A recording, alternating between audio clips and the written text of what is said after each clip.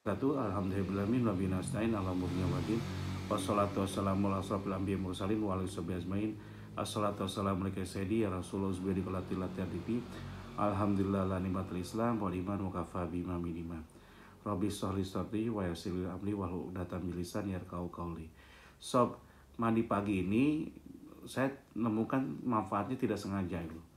Saya melakukan biasanya kalau saya sholat qiyamul lail gitu, hanya dengan wudhu aja kayaknya, mohon maaf ya, kayaknya kurang gimana gitu loh, bawaannya masih ngantuk gitu loh. Jadi bawaannya ngantuk, malah nanti habis qiyamul lail kita malah ketiduran, tidur udah gitu bablas gitu sampai sampai subuhnya lewat gitu. Tapi kemarin tuh dulu terus saya coba, lama kemudian itu saya mandi dulu gitu. Dan saya tidak tahu ternyata ada hadis nabinya dan para nabi mengerjakan ini gitu. Jadi saya tuh tidak tahu ternyata apa coba.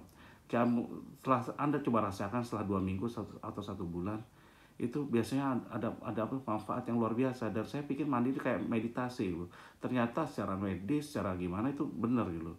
Dan saya belajar dari Profesor Muhammad Soleh tentang hormon kortisol. Ternyata paling tinggi itu pas jam 2 pagi, jam 2 jam 3 pagi itu. Tapi kalau kita lakukan dengan mandi kan akan segar sekali gitu. Jadi konon ada dahulu para nabi, para rasul ya, biasa menghidupkan waktu fajar dengan segala aktivitas ritual gitu. Fajar maksudnya jauh sebelum matahari terbit. Lalu kebiasaan itu diikuti oleh para tabi'in dan para salafus solih. Mereka meraih kesehatan dengan banyak pendekatan diri pada ilahi dan termasuk pula kebiasaan mandi di kala fajar. Dan kebiasaan itu akhirnya menjadi turun-temurun pada para semua pengikutnya. Tak heran bila orang tua zaman dulu fisiknya lebih kuat gitu. Zaman Nabi gitu, lihat sahabat, meskipun makanannya kurang tapi fisiknya kuat sekali gitu. Menurut penelitian makin pagi air yang mengandung maka kandungan O3, jadi ada kandungan O3 yang terkandung di dalamnya adalah lebih besar, dan O3 ini akan mengandung khasiat yang menakjubkan bagi tubuh bila digunakan untuk keperluan mandi pagi yang pada saat fajar gitu. Dan ini akan berkurang terus gitu. Jadi kadar O3 akan berkurang terus. Jadi menurut Dr. Abdul Hamid Dayat dari Universitas Kairo Mesir bahwa gas O3 di udara sangat melimpah di waktu fajar. Jadi kemudian akan berkurang sedikit demi sedikit sampai waktu matahari terbenam gitu. Jadi apalagi kalau kita pas habis mandi tadi kita melakukan qiyamul lail. Kalau saya dengan pernafasan, makanya kemarin karena keahlian saya hanya di pernafasan, salah satunya pernafasan sama tentang saraf ya.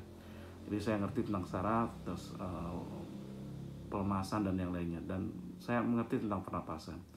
Jadi pas sholat itu ketika ngidup, apalagi kalau saya melakukan sholat itu tadi di dalam ya. Sekarang saya mau di luar, di langsung langit, di bawah langit. Kebetulan halaman saya cukup dulu. Halaman depan, halaman belakang cukup. Kadang saya di depan, kadang di belakang dulu. Sekarang di depan dulu. Dan itu luar biasa. Jadi pengaruh positif dari pernafasan menghirup gas O3 tadi, oksigen tadi, O2 dan oksigen ini O3 itu pada urat saraf mengaktifkan kerja otak dan tulang. Ketika seorang menghirup udara fajar yang dinampakkan udara pagi, dia merasakan kenikmatan dan kesegaran tiada taranya di waktu manapun, baik siang maupun malam gitu. Jadi rasangan suhu dingin secara singkat sepanjang waktu, seorang tidak sakit, maka mandi subuh atau sebelum subuh memberikan efek positif gitu. Malah ada beberapa sahabat saya itu mengatakan kalau dia sakit itu dia mandi pagi gitu. Sakit demam, aneh gitu. Ternyata emang segar gitu. Dan setelah saya rasakan, kalau Anda udah sebulan 2 bulan itu Anda tidak mandi pagi, tidak mulai, ternyata kenapa orang itu rajin sholat malam, karena proses mandi itu kita rindukan gitu. Tubuh itu merindukan gitu. Dan itu alhamdulillah gitu.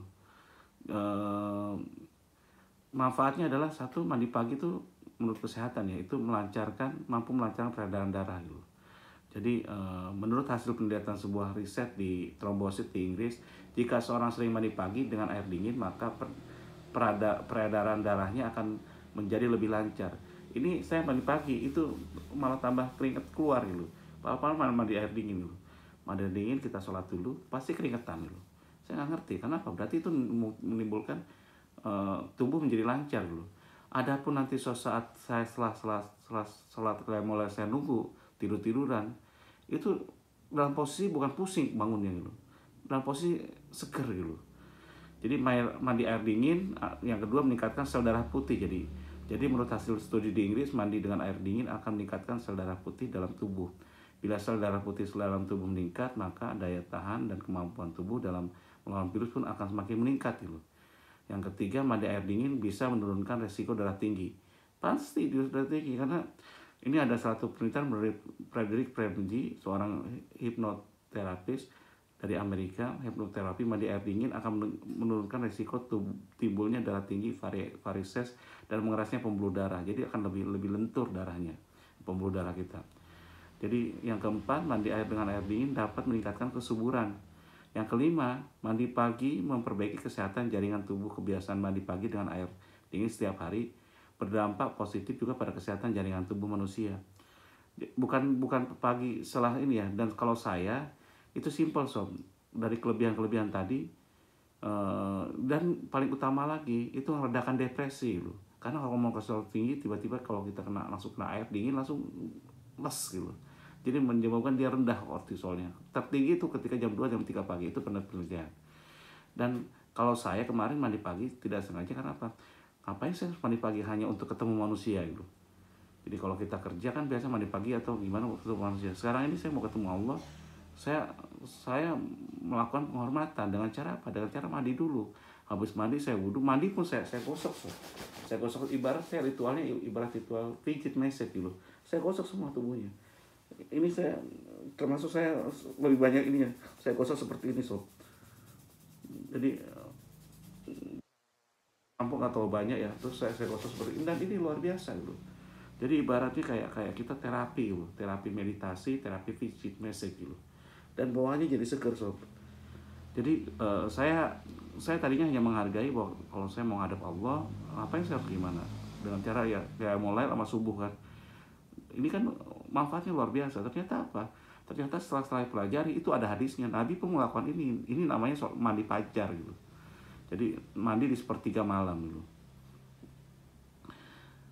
Jadi pengaruhnya luar biasa pada tubuh, dan luar biasanya ini ada beberapa ulama menjaga kesehatan. Rasulullah SAW mengamalkan mandi pagi fajar atau mandi pagi ya sekitar jam 2 sampai jam 3 pagi.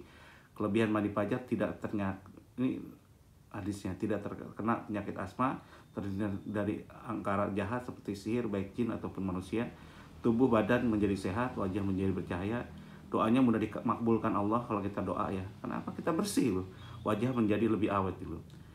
Kalau salah sebanyak salahnya, kalau kurang banyak kurangnya. Wabillahi taufiq wal hidayah. Wassalamualaikum warahmatullahi wabarakatuh. Saya mau lanjut dulu sholat witir ya. Kalau bisa tambahkan sebelumnya taubat. Wassalamualaikum warahmatullahi wabarakatuh.